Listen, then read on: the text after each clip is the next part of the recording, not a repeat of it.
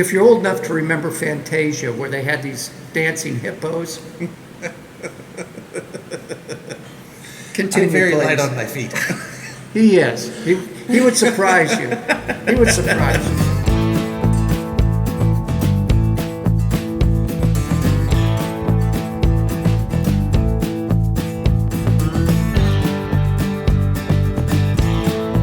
Coming to you somewhat live from the pop-up Beer to Whiskey Studios on the barroom floor of the Greenville Beer Exchange, or GBX as we call it, and some other people call it.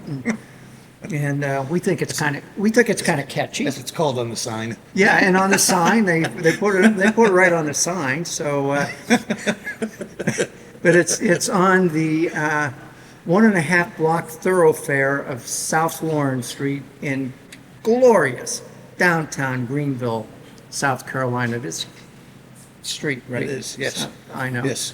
Because we have That's right. We have a Lawrence Road as well, which is more well known and much longer, much longer. I'm Russ Heaps, and welcome to this episode of Big John and Five, or my good buddy here, Big John Richards. We're still early in the day. It's early in the day still. I don't know why this is happening. Big John Richards, our resident certified Cicerone, and he picks a beer from one of GBX's 22 taps or hundreds of cans and bottles. It's in the retail store that you can probably see behind us. We sniff, we sip, we kibitz. John tells us a little bit about the brewer. We talk a little bit about brewing sometimes. And I'm exhausted, John. Let's go. We got a big beer in front of us, Russ. This is a little beer. Prairie Vinyl, but no, you. Don't judge a book. Right. So, Prairie, as we know, makes a bunch of big beers. We've done several of their beers on here. I'm not going to go into great detail about who they are, but they do some of these big, monstrous beers with tons of different things in them. Oklahoma Krebs, Oklahoma. Yep. And then they've got like 3 tasting rooms. We always, whenever we do that, we fight about where the actual brewery is. So I just decided not to even bother with it this time. And I can't remember now what my opinion. It might be Krebs, but it's a little shady, I think. Right. We can't really pin down where the brewery is. That's the way it is. I mean, I think Prairie probably wants it that way. Well, they certainly don't. They certainly don't want us. Yeah. Well, they certainly don't want us showing up. Right. Yeah, so, that's true. Yeah. That's true. This is fun, having just said what I said about Prairie, because this is a bourbon barrel aged Imperial Stout. Full stop. I was scared you were going to pick your coaster up because I sat down and bonked the table and it just sloshed beer out onto both our coasters, and I tried to pick mine up. And if you're old enough to remember Fantasia, where they had these dancing hippos, continue. I'm very please. light on my feet. He is. He would surprise you. He would surprise you. Indeed. I think I just gotten to where I said bourbon barrel aged Imperial Stout. Full stop. Which is super, super awesome for me, because Prairie is so famous for doing all the adjuncts, all the other ingredients, all the extra stuff that goes into something that create this weird, mint chocolate chip flavor or something. Right. I think everything else we've had, all kinds of weird flavors, all kinds of weird ingredients, and all this one been is very just good. Bang, beer, and it's so good. It's 13.1%. It's a big beer, but it's just a bourbon barrel aged Imperial Stout, and it is beer for beer's sake, and that's one of the things I think we have to get back to. I mean, I love a Mexican cake as much as the next guy, but most of the time I just want my beer to taste like beer, and this one does. What kind of bourbon are the bourbon barrels? I don't think they specified. I knew he wouldn't know. No, I didn't go dig, but they didn't specify on the keg, so they didn't. I don't know if they do on their website. I take great joy anytime I can stump John. Every time I teach a beer class, I finish with stump the teacher time. Like, just ask me anything. Let's go. Whatever you got on your brain that I said or didn't say, stump the teacher time. But let's take a sip. Text Miss Lily. I'm excited for this one. It's super good. You can smell the bourbon on that, but it doesn't smell boozy. You can taste the bourbon on it too. But again, it's not, it's that sort of dark fruit Yeah. thing that barrel-aged Yep. barley wines do. Yeah, there's definitely some fermentation flavor in there. I think I took too big a sip on this one.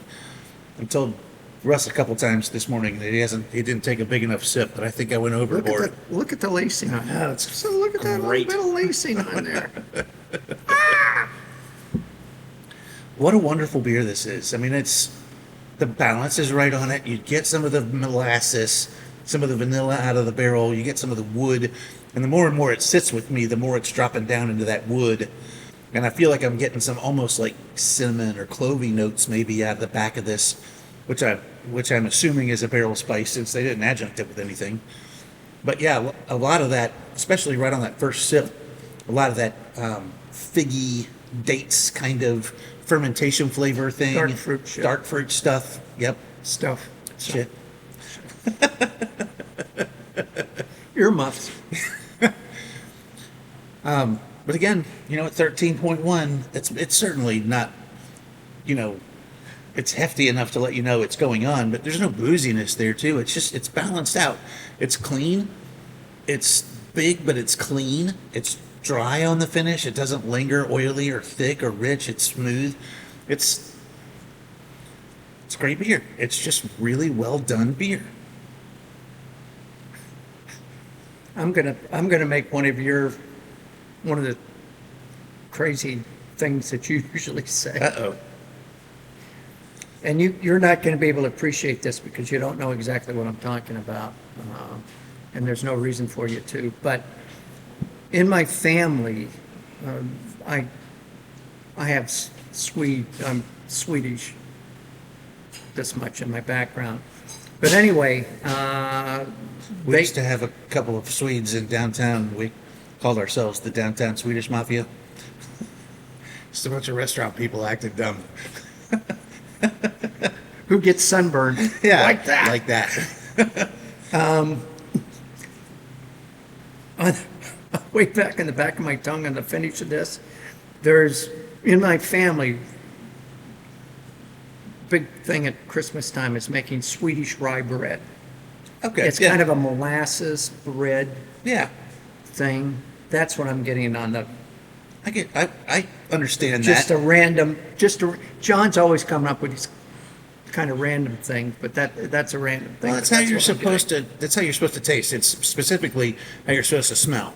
You smell with your brain. Your olfactory nerves are connected directly to your memory center in your brain, and it's the only sense that is connected directly to the memory center in the brain. Which is why you walk down the sidewalk and smell your ex-wife's perfume. It's like, theoretically. I mean, I wouldn't know. I certainly wouldn't know. But that's why. I mean, like when I talk about teaching how to taste and smell, I'm like, you're not trying to smell, like oats or cinnamon. Sometimes you are, but you're trying to smell like grandma's cookies. You're trying to smell Swedish rye bread. You're trying to smell Christmas fruitcake. You're trying to, whatever. When you brought up cinnamon, I was really trying to taste that, but I don't. Not getting it. I don't get it. I think it may be something else. Like I said, cinnamon may be clovey, but there's something spicy, food baking spicy like that that's coming up on the back of in the back of my head. Anything else? I don't know. Our Thurn Pro overlord is going to beep at us soon, so it's time for us to let these It people gets go. really ticked off. It gets angry, you wouldn't believe. Because it knows how angry I get. Because once you hit 11 minutes on these things, it increases editing time for me about 45 minutes. Not that long, 30 minutes probably. But anyway. We don't want to make our boss angry. That's we what can we're still saying. make a clean getaway here. We good? Let's go. So damn lucky. See you next time.